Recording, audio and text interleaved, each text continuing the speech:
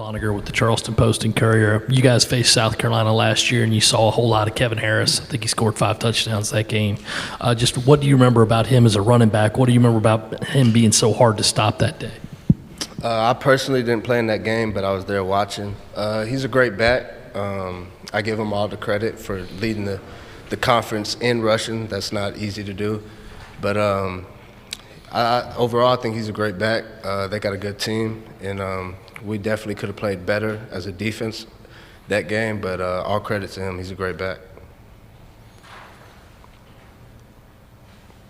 Okay, we'll go on the second row here on your right. Hi, John Wilson with KBTX TV and College Station. How much confidence did winning 4 of your last 5 games give this team as you now move forward? I think it gave a lot of confidence. Each game, towards the end of the year, you could see the team started to get better, especially the last 2 games, winning the Egg Bowl and then winning the bowl game.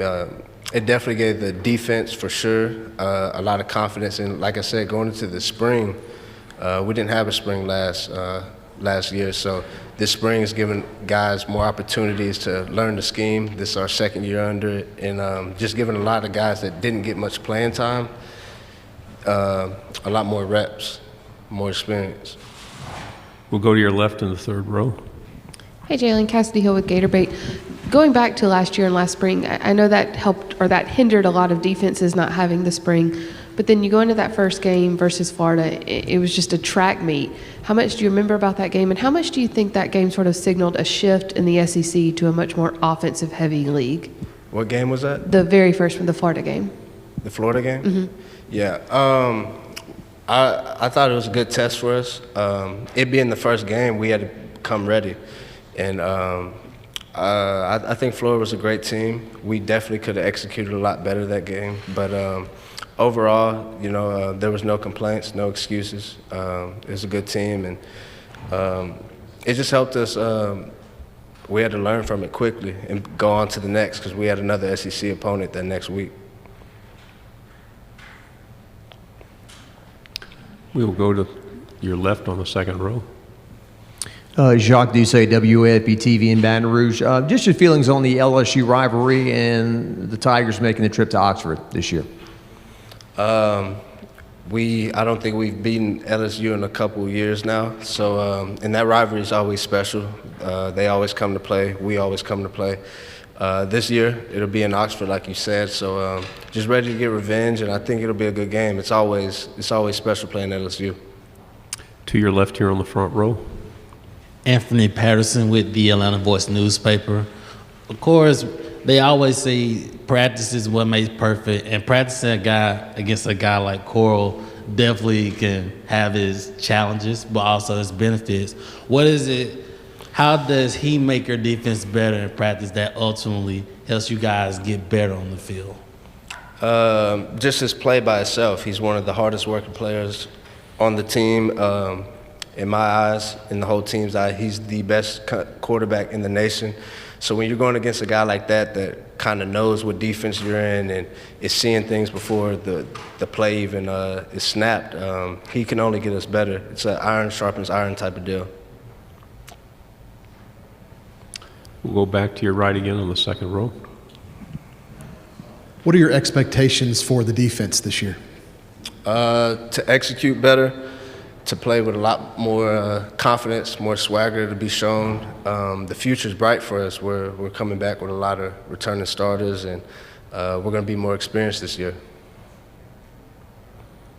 You practice against a Lane Kiffin offense. What pressure points does he put on a defense?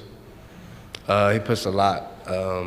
Coach Kiffin's a real smart guy. During practice, you can tell that him and Matt see things that we're in, and it only makes us better. Going against an offense like that not too many in the conference is like. So just going against them can open and expand our mind on what to expect, and just seeing offense from a different side. Is it more scheme or matchup that he feasts on? It's a little bit of both. With our offense, it's real. They don't. There's not a lot you can pick up on. You might get a 2-by-2 set, the next thing you know, the back might come out in motion. And I think with our offense, we have so many skill players. They all get used the right way. We'll go to your right on the front row. Jaylon, I asked Matt earlier. I've seen a lot of guys with great style so far here in SEC Media Week, including yourself. Thank you. I had to ask him, who has the best swag in the SEC? And he said Coach Kiffin. So, in your opinion, who do you think has the most swag? Oh, yeah, there's no doubt Coach Kiffin.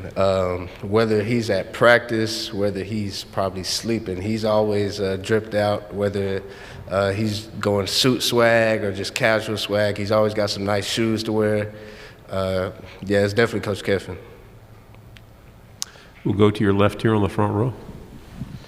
Yeah, speaking of Coach Kiffin, he is hilarious, but also is a coach that wants to challenge you guys. Of course, he made the comment earlier about him losing 30 pounds and stop eating, and he'll start again when the defense plays better. My question is, just how is it having a coach who is offensive-minded but also challenges you as a defense to have that type of coach in your locker room as well?